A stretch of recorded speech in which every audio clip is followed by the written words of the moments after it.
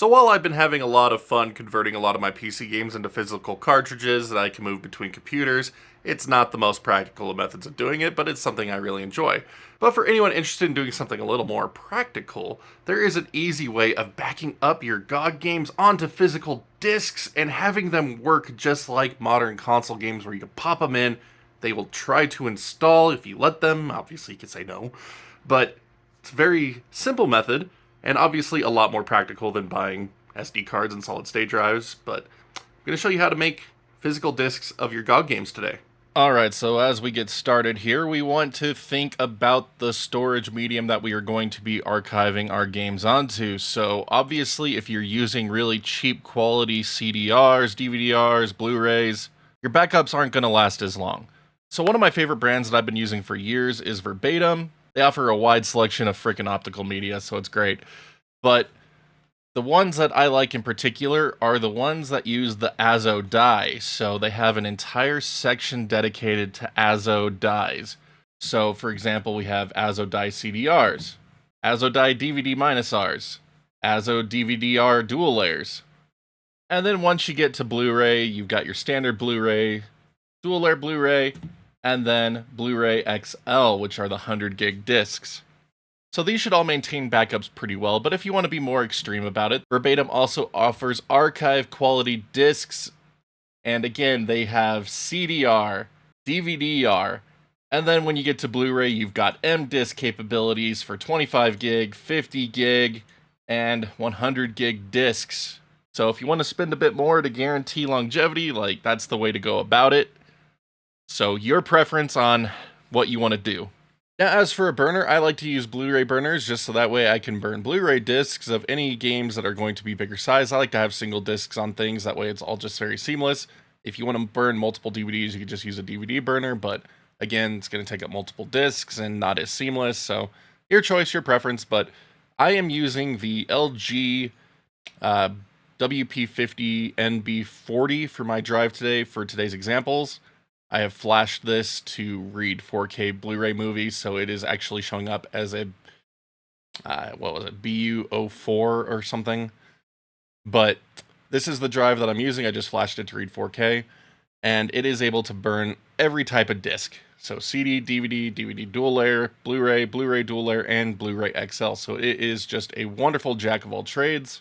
But pretty much any Blu-ray burner that supports XL discs will work for any of these disc types. So I'll have a few linked down in the description below because this one is no longer available, just used it looks like, but there are quite a few options available. So description below will have you set for internal and external drives if you are interested. Now, as for burning my discs, I still like to use ImgBurn. I have not found anything that works better for my needs than ImgBurn. Unfortunately, the official installation from ImgBurn website kind of has some freaking adware in it, so it's really annoying. But if you get it from Major Geeks, it's completely clean and awesome. So this will be linked in the description below for anyone looking for a burning program for Windows. Next, you just need to grab a game that you want to back up. So we're going to start with Lords of the Realm 2 because that is one of my favorite games growing up. And yeah, we're just going to go ahead and grab this one. So just download the backup game installer from your game page. And then if you want to grab any of the extras, you could get those as well. So, for example, we could just grab all this stuff because why not? We might want it later. Alright, so now we've got the Lords of the Realm 2 setup executable. All of the extra reference and manuals as well. And then one more thing I grabbed is actually a high-res video pack for this game because the GOG version only has the low-res interlaced videos instead of the progressive ones that were on the original install CD, so someone offered those as a download in the GOG form, so I grabbed those as well. But checking out the size of everything, it comes in at 644 megabytes, so this is perfect for a backup CD. So now I'm just going to open up ImgBurn. I have a lot of crap going on my computer right now, but there we go. And we're going to create an image file from our files and folders, so that way we can make sure everything works the way we want it to before we commit to burning it to disk. So we're going to grab files. So just right here, this little paper with the magnifying glass here. We're going to browse for files. And so I'm working off my desktop here, so we're going to grab the Lords of the Realm 2 installation. And then you could have just selected this all at once. I just accidentally didn't. We're going to grab all of the extras and then the high-res video folder. And we're going to grab all of that. So we can see it all right here. Setup, wallpapers, map, reference cards, siege manuals, historical reference, manuals. All right, so I got to grab a folder for the high-res videos. There we go. There we go. So there's the high-res videos. And then we can click on calculate and it'll tell us the minimum size of a disk that we need to burn this on, which is really nice. But one last thing I personally want to do before burning this to a disk is make an auto run for it. So that way it will automatically start the install process as soon as you enter it. It makes it feel more like a PS5, Xbox Series X. When you put in a new game, it installs it. So that's just something I want out of the experience. So to do this is very simple. You just need to create a new text document. Name it Autorun, and then you need to remove the .text extension and replace it with .inf. If you can't see file extensions, you need to open up a folder, click on View, Show, and make sure that you have file name extensions checkmarked. But anyway, now we could go ahead and edit this Autorun. And so we're going to type in bracket Autorun. Help if I spelled that right. Autorun, close bracket, space. And so one of the first things you could do is give it a label. And we're just going to name this Lords of the Realm 2. There we go. And if you have an icon file, you can specify that here. I'm not going to bother with icons. But I do want it to open the installer as soon as the disk is entered. So I'm going to copy the entire file name of the installer here. And now that I got that, I'm going to put an open command equals that file name. And there it is. So now when I insert the disk, it will begin the install process from the executable here. So we just go ahead and save this. And now I'm going to add that Autorun INF to my disk. And there it is. So now we're going to go ahead and save it as an ISO. So we're just going to name this Lords of the Realm 2. Sure. And again, we'll recalculate it. Still fits on a CDR. So there we go. Create the image file. And it's going to get mad at me for not having a file name. That's fine. Do a little shorthand one on that, which is just fine. All right, so we're going to click on yes there. And it's going to tell us that it's creating a file that is a data disk with 52 files, one folder, modes. Yes, cool, done. All right, so there is our new image file here. So one of the nice things about ISO files, you could typically just mount them directly in Windows. Mine is set to auto load up ImgBurn at the moment, so that's not very helpful. But if you have a secondary solution such as a virtual disk drive, you could just go ahead and mount this to give it a test. So, load it up right now.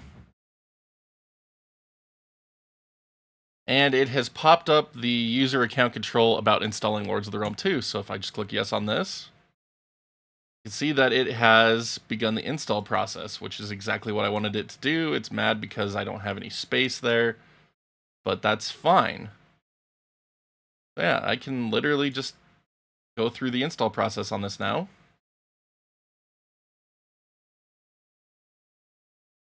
And it will install it from the virtual DVD. So I'm just going to exit the setup. I don't actually want to install it right now. But that's exactly what we want. So going back into ImgBurn here, we can click on mode, go to easy mode picker if you want, but we could write image file to disk, and we could select that Lords of the Realm 2 ISO file, and then we'll just insert in one of our blank disks. Once it detects your disk, it will tell you what type of disk is in there, and then it'll also tell you the supported write speeds, and you want to use the lowest one possible, so for this drive, 10x CD speeds is the slowest it goes. So now that we got that, we're just going to go ahead and tell it to write. and then you can verify the disk after it's done, just to ensure that you got a proper burn. But now we'll just wait for it to do its thing. Alright, so there we go. Game has been burned to disk and fully verified, and it is good to go. Beautiful. But now we can confirm that the Autorun will actually work correctly by reinserting the disk. And there we go. It did load up. This one took a little bit longer than I was expecting to, but you know what? That's fine. I'm not going to concern myself over it a whole lot. Worked like it was intending to, and there we go. It is installing from the disk, so that's really cool. But now that we got that all fully good to go, we can either back up the installer or remove it. Depends on if you want to have a digital storage of it as well. I already do on my server, so don't need that. So you could go ahead and do that for all of your games as desired. And for any of the bigger games, you just put in DVDs or Blu-rays, and it just all works the same. Now, because I like to go all out with this kind of a project, I have picked up a set of this Avery CD labels to put on these discs, so you could get a template for these labels just from Avery's website. And so I'm just going to create some custom artwork for these games real quick. So got the Avery template downloaded into my Photoshop Elements here. So I'm going to start with Lords of the Realm 2 because we had that wonderful HD wallpaper stuff that we can work with here. So just going to copy this into the template here. And we're going to make our own little thing again, like I was saying. So just going to move it up onto one of these labels. We're actually going to put it underneath so we can see the outline of the CD here. But the thing to remember is we're going to want to have some overfill on these images just because not sure if the printer is going to line it up 100% accurately. So I'm going to kind of center it around this horse's forehead here. Something like that. But I don't have a disc label for this. As you can see, the name of the game is cut off down here, so that's fine. One of the best ways to get game names is in the Launchbox Games database. If you just look up the game you're doing, they usually have a nice clear logo for you to use. So we're just going to go ahead and grab this. And now we'll go ahead and paste it into our project here. And I didn't save it to my computer first, so it's not transparent, which is fine. I don't need it to be. We could just go ahead and delete all the black stuff around it and in it. That's fine. There we go. Perfect. Now we could just go ahead and fit this and resize it. If I could select it, that is. Not that. Stop that.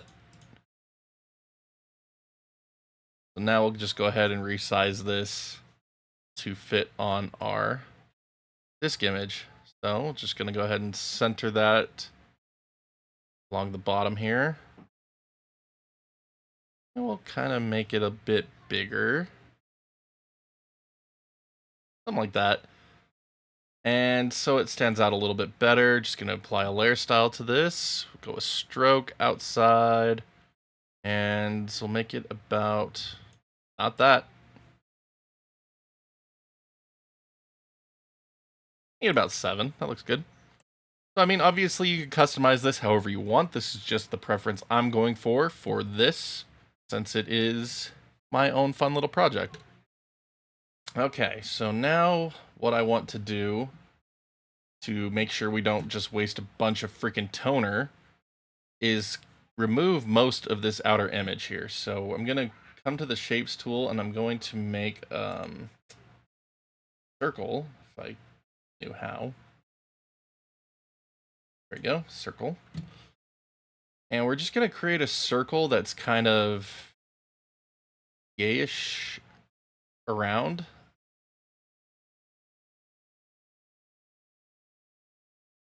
And then we're just going to, simplify, that's fine. Where we're going to select it on this layer, and then we're going to come in here and delete everything on the outside of that. And now when we hide it, we can see that we've got some nice overfill on the template. And that should be good to go. So now if we just move this back down to the bottom so we can't see it, that will be ready to print. But there's 2 disk images per sheets, so we're not going to waste it. We're going to make our Brothers in Arms one right now as well. So I'm just going to go ahead and skip ahead till I have that done. Alright, so there we go. Got that label made. And again, I want to make sure that the template is underneath these now that we got it finished. So just going to drag that under here. And there we go. So now just going to go ahead and tell this to print. And I am using an HP Color Laser Jet 3201 to do my printing. And just going to make sure that we change the settings here to make sure that it is like the best possible quality. We don't want to print in draft quality. That would just be awful. But while this is loading up, I'm just going to go ahead and put some of the template paper into the printer tray real quick. All right, so here we go. Want to make sure that we are on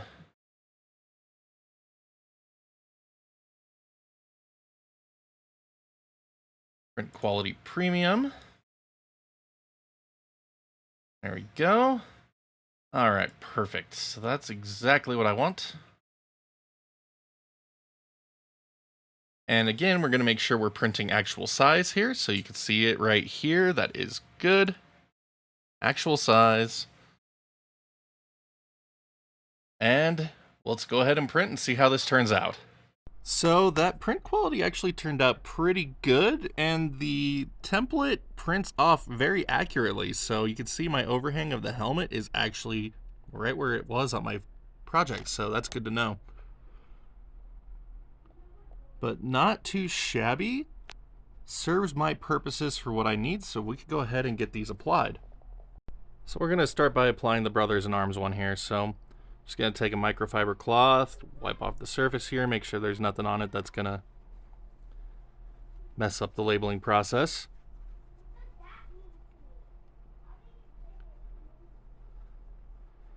All right, there we go. So one of the ways that I like to apply these labels is actually to cheat and use the CD tray here, since these are like, just try your best to not suck. It's like, no thanks, I would rather be precise. So if we peel off the label like so, and we can put it onto the spindle, and then kind of like try to center it.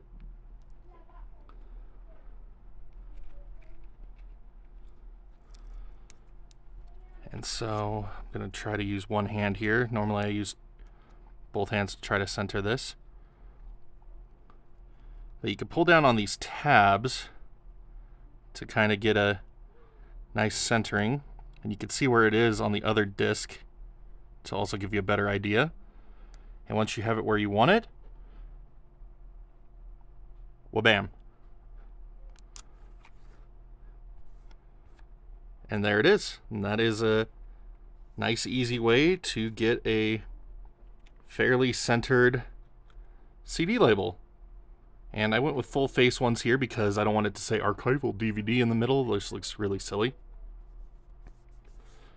But then we could just kind of go over that, make sure there's no bubbles, work them out if there are. And that looks pretty slick. And then we just gotta rip the tabs off when we're done.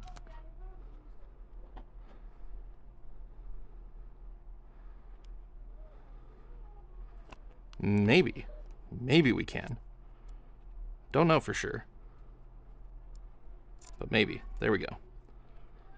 So there we go. That's pretty smooth. I like it. Now I just need to get a case to actually store all these in. Another option you could do if you're more of a Steam gamer is archive your Steam games and burn them onto disk for you to install back later. So if you're running out of hard drive space, you could do this method, or if you just want to have backups that you can restore later, again, that's what you can do with this. While not as cool as doing it with GOG games, it is an option, and you can just easily go to a game you want to back up, right click on it, go to Properties, Installed Files, and then you can back up the game files, and then just choose a directory, and select the folder and tell it to create a backup, and then it'll go ahead and do that. And once that archive is done backing it up, you could just burn it onto a DVD or CD or Blu-ray disc, whatever the size requirement is, or you can split it across multiple discs if you want to, just all your personal preference as always. but I'm not gonna be backing up any of this stuff onto disk for today's demonstration. But that is essentially the process. You just do it the same way you do it with the GOG games. You just use these files instead, or you could just select the backup folder. So there you have it, a way to preserve your GOG installers to physical media that will last as long as the storage medium you decide to go with lasts. So these were on archive disks, so these are going to last a long time, hopefully, and I'm really excited about it. And obviously the labels I have here are a lot nicer than the ones that I showed in the demo, because we decided to put some ratings on there so that way my kids know which ones they can use and which ones they can't. And yeah, really love how these turned out, and very excited about this. Gonna need to finish backing up a lot of my other games to disk as well, but still a really cool method. Not as fun as my cartridges, I have to say, but still pretty cool. But thank you so much for watching today's video. I hope you found it informative, and if you're interested in backing up physical disks of your GOG installers, hope it helps you out. But here at the end, usual favors to ask if you haven't already: thumbs up, thumbs down, depending on how much you like this video, as well as hitting that sub button notification bell so you can see when new videos go live on the channel. More always coming your way, and we'd love to have you along for the ride. And then if you'd like to further help support the channel so we can keep doing silly projects like this, be sure to hit that join button here on YouTube, or the Patreon link in the bottom right hand corner of the screen when it pops up. Every little bit helps, and we're super grateful to all of our current backers. You are just incredible. Thank you so much as always. But until next time, my wonderful internet peeps, y'all stay awesome, keep on gaming, and we'll see you back next video.